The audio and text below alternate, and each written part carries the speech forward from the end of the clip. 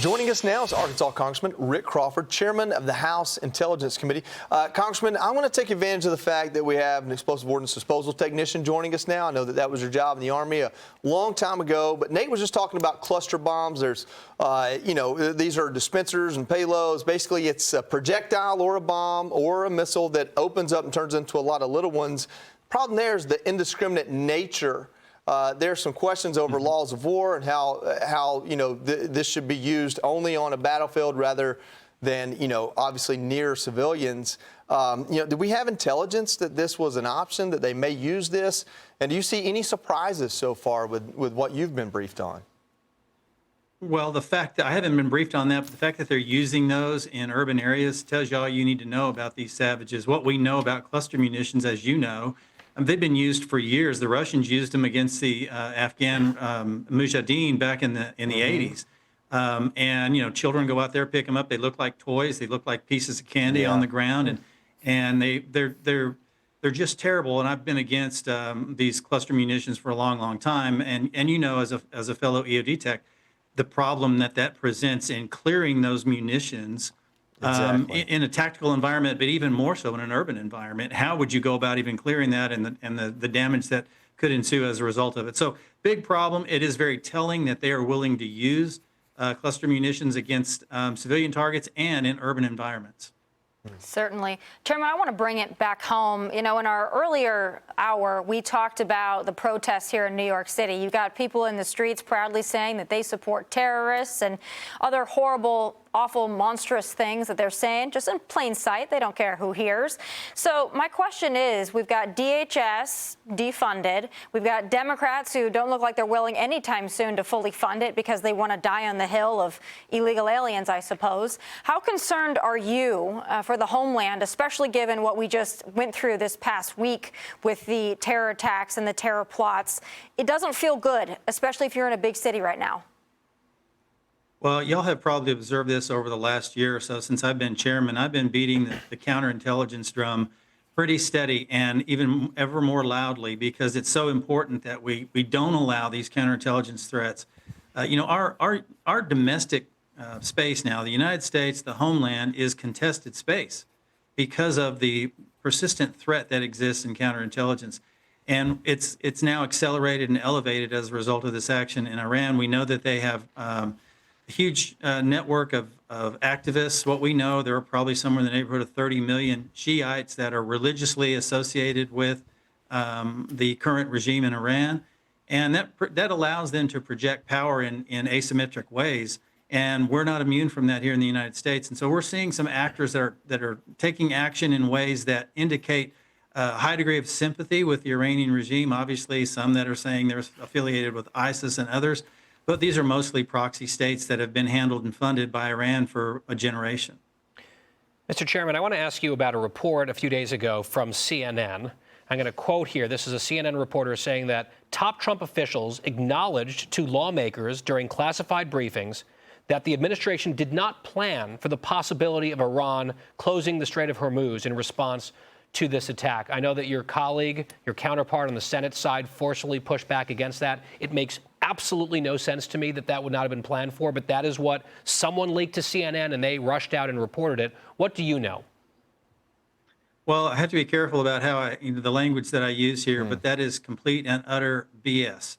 Because what we know, and Joey's sitting there at the table, he'll tell you this. This is such a basic concept. All you have to do is open up a map of the Persian Gulf, and you can see just geographically that the Strait of Hormuz presents a strategic choke point. Now, when you combine the economy as all oil driven there, it makes total sense, right? I mean, we've known this for decades. This is not new. This has always been a contingent. It's always been talked about going back prior to 1979. So the idea that they would plan military action without any kind of contingency or understanding of what could happen in the event that the Strait of Hormuz might be closed down is utterly laughable, and somebody over there needs to lose their job over reporting that nonsense. Mr. Chairman, can you share with the American people any sense of a timeline that this war will take to get to a point where the White House might say, this is now complete? Because, of course, Americans are feeling nervous about the terror attacks on our homeland, the rise in gas prices, the instability with the economy. So is there anything that you can share with the American people to settle people's nerves a bit? Yeah, I think, obviously short-term, long-term here. In the short term, the military portion of this activity has been just spectacular. You mentioned the strikes on Carg Island. Those were 100% precision military targets. They didn't do any damage to the economic targets at all, and that was by design.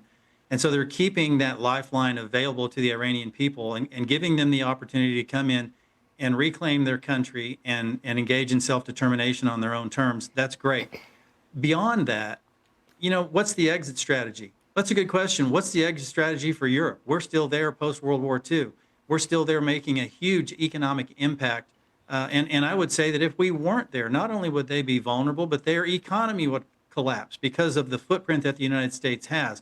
So we're probably always going to be present to some degree in the Middle East. It's just a question of what that presence looks like. But the military objectives have been clearly defined. And, you'll see that probably those military activities will decline as the president determines that those objectives have been met to his satisfaction. Chairman Crawford, before I let you go, you're an Army soldier, you're a veteran, you're an EOD technician.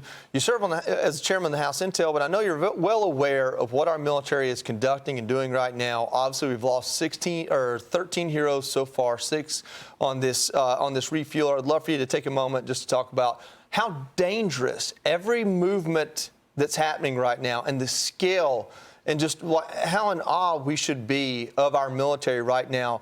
Yes, we've lost 13 souls, but just the amount of troops in the region of offensive operation and just how successful it's been and just how much we should be in awe of those men and women. Well, first, let me say every warrior knows you prepare for war, you pray for peace, and they go into it understanding that. And let me say this about these KC-135s. I don't think people fully understand the nature of that mission. Yeah. But as an Air Force brat, I actually got to fly in a KC-135 from England to the United States, and they refueled a flight of F-111s, and I got to be right down basically on top of the guy that was flying the boom. You have no earthly idea the nerve it takes to do that and how dangerous it is. And those planes can just fly right out from under you, one little mishap. And I don't think we give these individuals enough credit. Warriors across the spectrum, the contribution that they make can't be understated. And, we absolutely send condolences to those family members who lost their loved ones in service to this nation. But I don't care what you do in the military. You're providing an invaluable service to secure this nation and our allies. Well said. Chairman Crawford, thank you so much for joining us tonight. We appreciate your service in the Army and continued in Congress. You bet. Thank you. Yes, Click here to subscribe to the Fox News YouTube page to catch our hottest interviews and most compelling analysis. You won't get it anywhere else.